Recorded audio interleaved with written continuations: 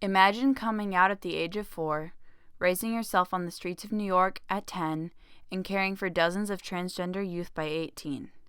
Imagine starting an organization meant to keep transgender youth off the streets while you were still a child yourself. Imagine being a part of the Stonewall riots and subsequently working with both the Gay Activist Alliance and the Gay Liberation Front, two of the strongest gay rights organizations of the 70s, to advocate for yourself and your friends, all before turning 25. Imagine you are Sylvia Rivera. Sylvia Rivera was a transgender, prominent LGBTQ rights activist in the infancy of the gay rights movement. In 1970, at the age of 19, Sylvia co-founded the Street Transvestite Action Revolutionaries, or STAR, and opened a shelter for transgender youth. STAR worked to educate trans youth and provide shelter and a safe haven for those who had been cast out by their families and society. Sylvia's tireless activism and willingness to speak out against discrimination on behalf of the trans community inspired and empowered others to speak out on behalf of gay and trans rights, and inspired many to continue the fight for the next generation. Being LGBT in the 60s and 70s was not only hard, it was dangerous.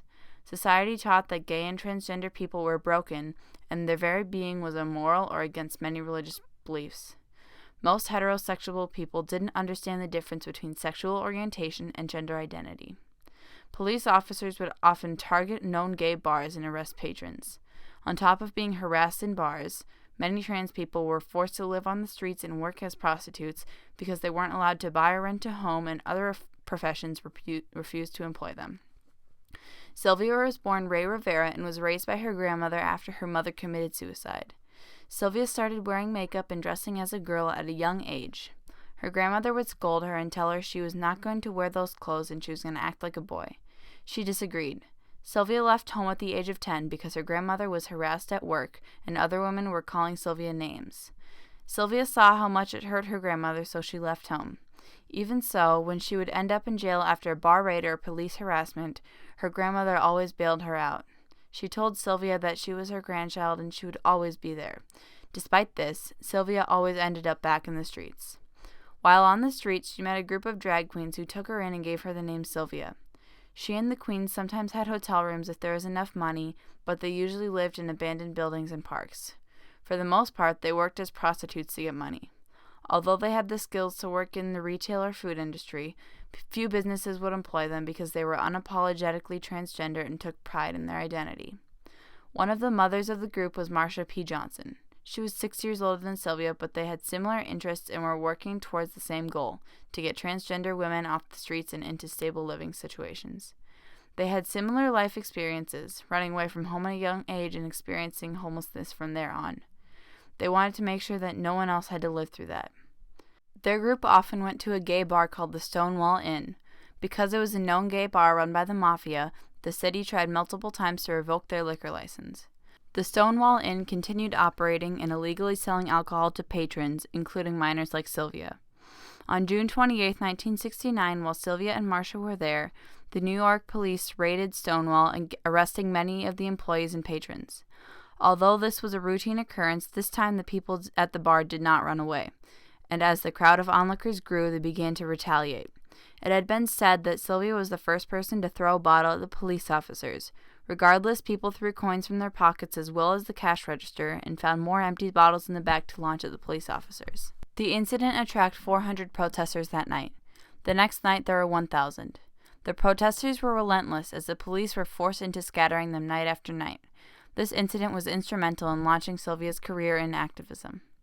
After the protests at Stonewall, Sylvia Rivera and Marsha Johnson realized the needs of trans youth were not being prioritized by other gay activist groups. To address this, they founded an organization called the Street Transvestite Action Revolutionaries, STAR, in 1970. STAR's mission was twofold: to listen to the needs of the trans community and fight for their rights while also educating the kids, as they called them, so they would have the skills they needed for future employment. Marsha and Sylvia found a building at 213 2nd Avenue and paid the rent by doing sex work at night. The building was important to them as it was a real shelter, making STAR feel more like an official organization. STAR House was the first LGBT youth shelter in North America. It was also the first trans and women of color-led organization in the USA. While it was the only house in New York, people in other states started similar organizations based on the tenets of STAR. Unfortunately, STAR suffered early financial troubles, and within 2 years, inefficient budgeting resulted in STAR being evicted from the building. In true Sylvia Rivera fashion, they evacuated the building, but not without throwing their refrigerator out the window. Although the STAR house only lasted 2 years, over 100 women were given shelter from the streets of New York by the organization. Other locations popped up around the country as well, increasing the number of women taken in off the streets. Many of the women in the house were taught how to read and write and how to take care of themselves from the many dangers of prostitution, including how to physically defend themselves. Most kids didn't have much when they arrived. STAR provided clothing or food. The organization provided a place where basic needs could be met and a community built. STAR became the home base for the trans rights movement. This is our community. Right. This is our little house. I know now if I ever get hungry that Sister Sylvia will take care of me. Honey, I will come. I know she's good people. She's good people, and she'd take care of those that need it.